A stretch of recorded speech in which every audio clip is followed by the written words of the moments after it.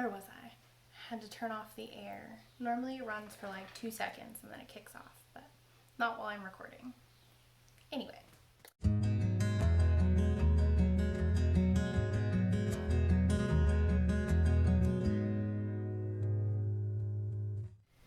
Hey guys, welcome to episode 16 of the Knit Now Swatch Later podcast. My name is Courtney and I'm coming to you from Pennsylvania, where I live with my husband and our 2 dogs and 2 cats. This is a knitting and crocheting podcast where I talk about all of my different crafting projects and whatever else I'm working on or doing this week. You can find me on Instagram as Knit Now Swatch Later and on Ravelry as Pup. And links to everything that I talk about in the episode will be in the description box below. Welcome to any new viewers, and to any returning viewers, welcome back. Alright, so last week I released a video called Whip Basket Update, where I talked about all of my hibernating projects that are in my whip basket. So if you haven't already, make sure that you go over and check that out and let me know what you think and what other kinds of videos that you would love to see on my channel. And of course that video is also linked below. Alright, so I do have one finished object to share today. And I have been keeping him in my cute little Peggy project bag that I got from my sister-in-law and her fiance for my birthday. And he is Donato Bear. He took me maybe 3-4 days to whip up. I made him out of the leftover scrap yarn from My Soldotna Crop by Caitlin Hunter. I used Yarn Bee Soft and Sleek DK for the whole thing, and the colors are on my project page. I can't remember what they all are right now. This dark gray on the bottoms of his feet and on his nose are cedar, and the blues are Pretty in Peacock and Ocean Wave, and I believe the gray that I used for the rest of him is linen, but I'm not sure. But this is linked in the show notes below, and the colors are on my Ravelry page. So that's it for finished objects. Moving into whips, I have in my beautiful bag from Kitsch's The New Black, here is my Pink Velvet by Andrea Mowry. And all the color work, and the honey pot is where I was on the last time I showed it on the podcast. So I have finished the 8.5 inches called for in the pattern. However, I don't want it to be a cropped sweater, so I'm adding another 4.5 inches of body before I start the ribbing. So I'm hoping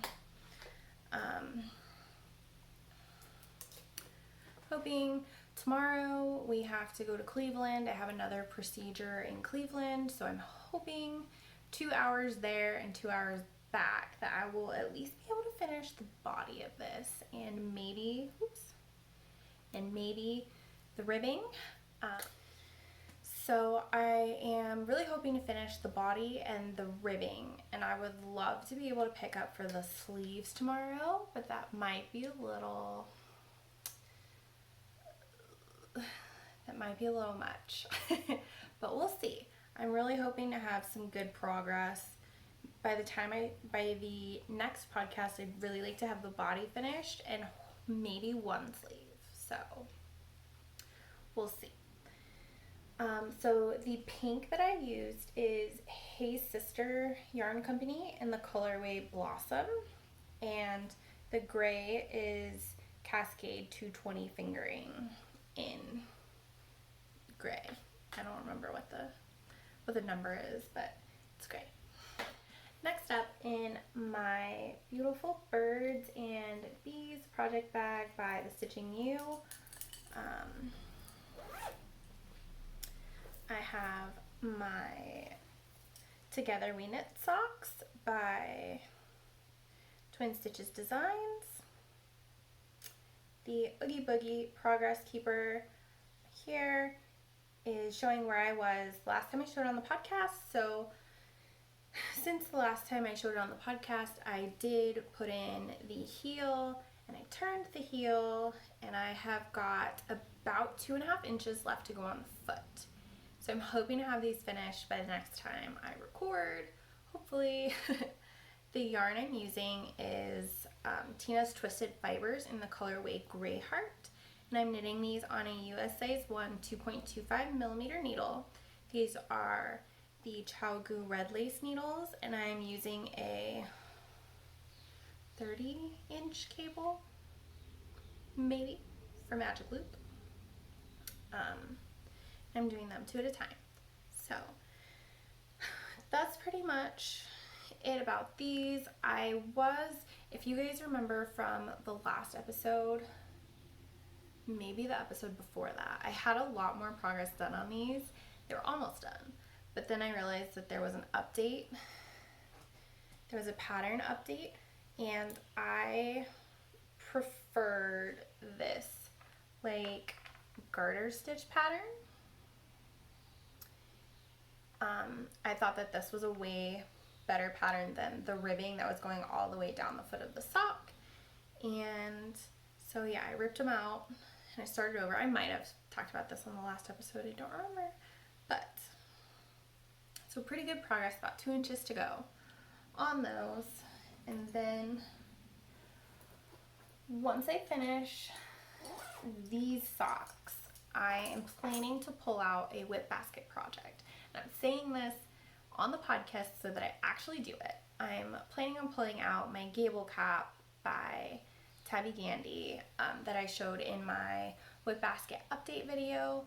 So hopefully I will have finished socks and a finished hat by the next time you guys see me. But we will see. I'm not making any promises, but I am saying it on here so that maybe I'll actually follow through with it. But we'll see. So next up in my By the Lakeside bag, I love this pattern, and the peach zipper is amazing. I love it. So in here I have a test knit by Kristen Finley, who is Skein Yarn on Instagram.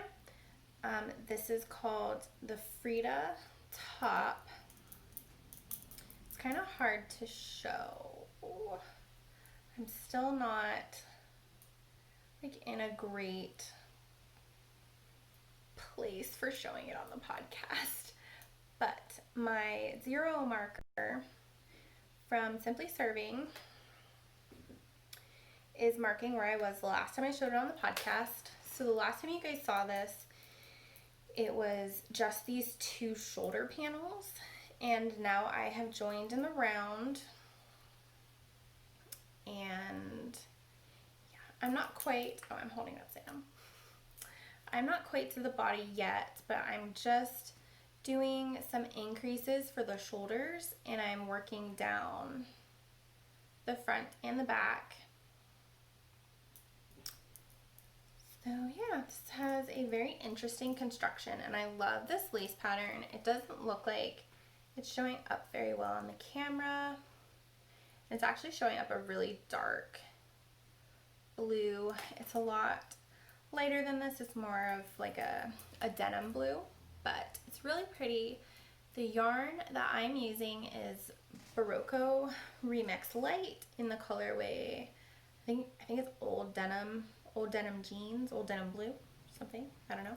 It is on my project page on Ravelry, which is linked down below. And I am knitting this on my Chaogu US size 5 3.75 millimeter needles. And it is taking me a while because it's not,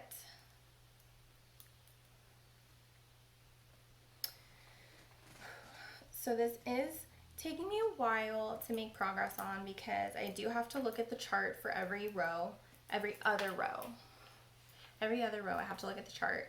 And if you know me, that's not really my kind of knitting. I like simple, I like intuitive chart patterns, and this is not one of those for me, but it is a really beautiful pattern, and I cannot wait to have this in my wardrobe And I also can't wait until I get down to the body so I can start just knitting, just plain stockinette in the round. That's what I'm really looking forward to on this.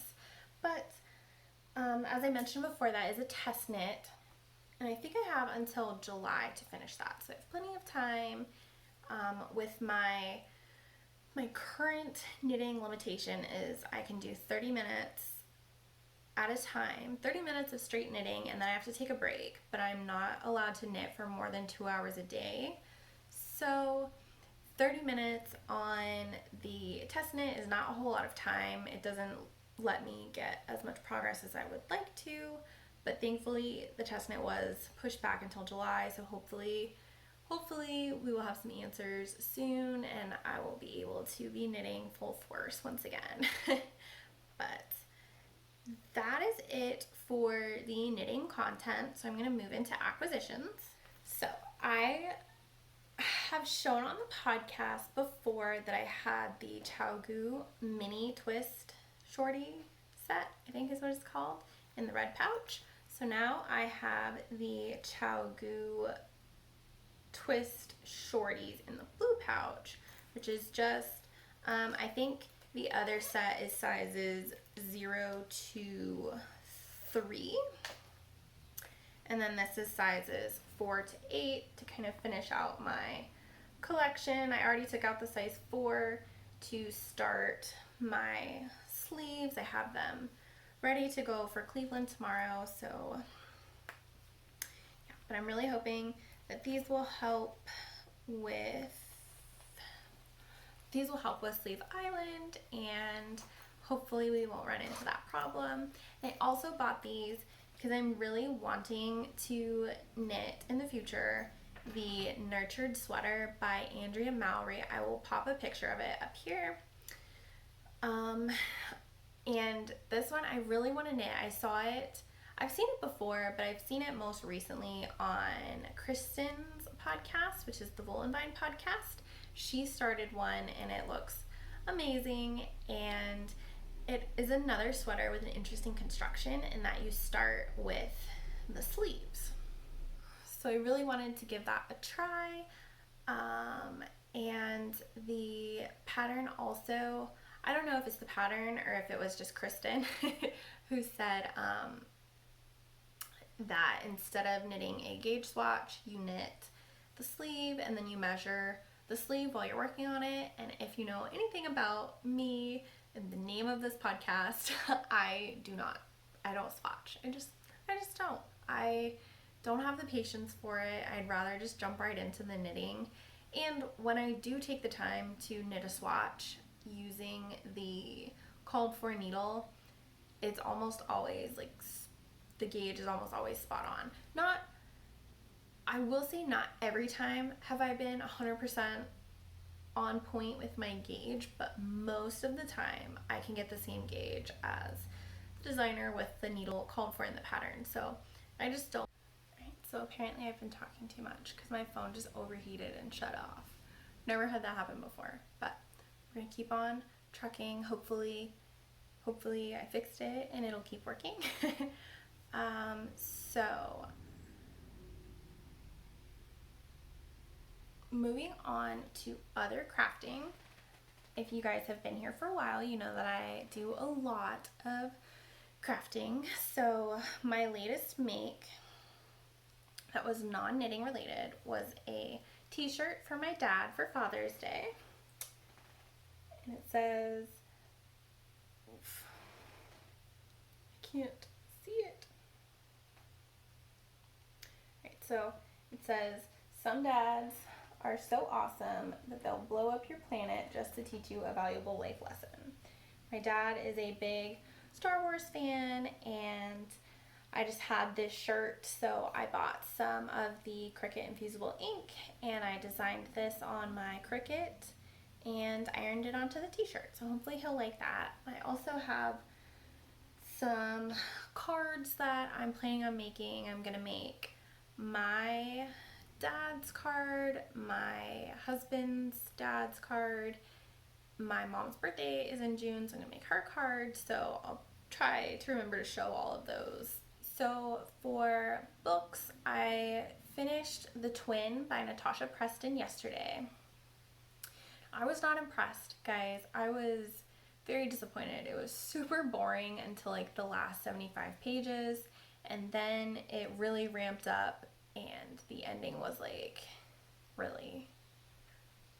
I just spent 375 pages of my life for that to be the ending. So, so I was not impressed. My husband and I have been listening to The Silent Patient by Alex Michaelides. I have no idea how to pronounce that. Probably butchered it. That one was pretty good. We just finished that one recently.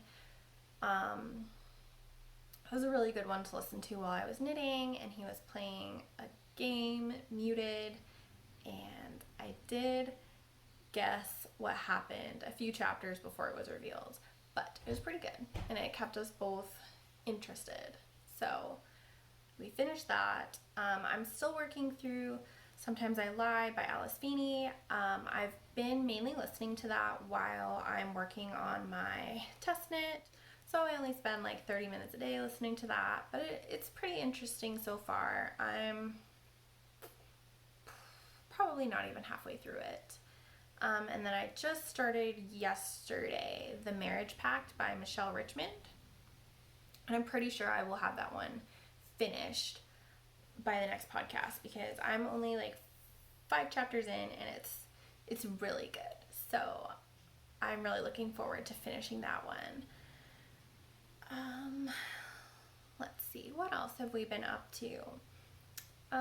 We finished Dead to Me season 2. I was kind of disappointed. I thought season 1 was better, but we finished it, and yeah, I will probably watch the 3rd season if they have one, but I was super excited for season 2 because I've watched season 1 in like a day and a half. It was so good.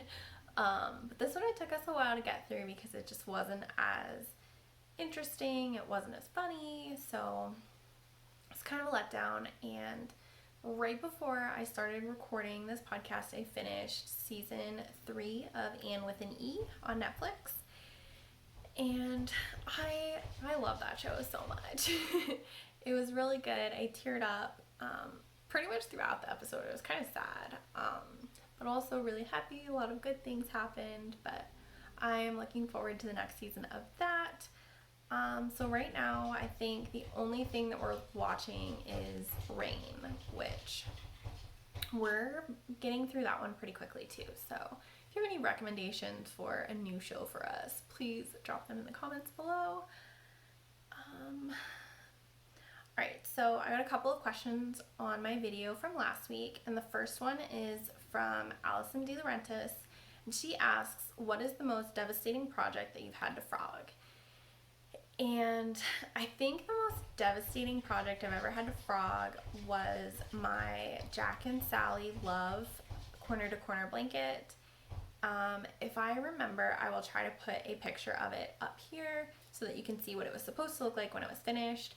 But when I started this project, it was like my first corner to corner graph project. And I didn't really know how it worked. I didn't realize that you weren't supposed to carry the yarn across the back of the blanket. So I was doing that, and I made a bunch of mistakes, and I got like halfway through the blanket, and then I just set it aside. I actually don't even think that I frogged it. It's just in a bag somewhere. But it does need to be frogged because I'm not happy with it. I'm not ever going to finish it, but I didn't even pull that out for my whip basket video. Oops. Anyway, so the next question, also from Allison, is have you ever gotten into or back into jewelry making? And yes, I actually have a shelf of jewelry making supplies in my craft room. It was never a big hobby for me, but I've kind of always had problems with my hands and my fingers, so I can't really pick up the small findings that you need to attach, and I also can't close, like I can't close my hand around the pliers and all the different tools that you need for jewelry making. So I kind of just stopped doing that because it was causing me a lot of pain, but I do still have a lot of the supplies, and every once in a while I can convince my husband to make me some stitch markers or progress keepers using my jewelry making supplies. So they're not going to waste, thankfully. But yeah, I've told you guys that if there is a craft out there, I have probably tried it. So hopefully that answers your question. And if you have a question that you would like me to answer in the next episode, be sure to ask in the comments below, or I also have a group on Ravelry that you can check out and post your questions there. And that's pretty much it for this episode. So if you enjoyed this video, please be sure to like and subscribe to my channel. I share a new podcast every 2 weeks. So until next time, happy knitting. Bye! I also totally forgot to mention that I have started taking a spinning class hosted by my local yarn store, which is Habitat's Wheel. And it's an online class, so I have to record a video of my progress. So if you guys are interested, I will put a clip of that in the video at the end in case you guys are interested.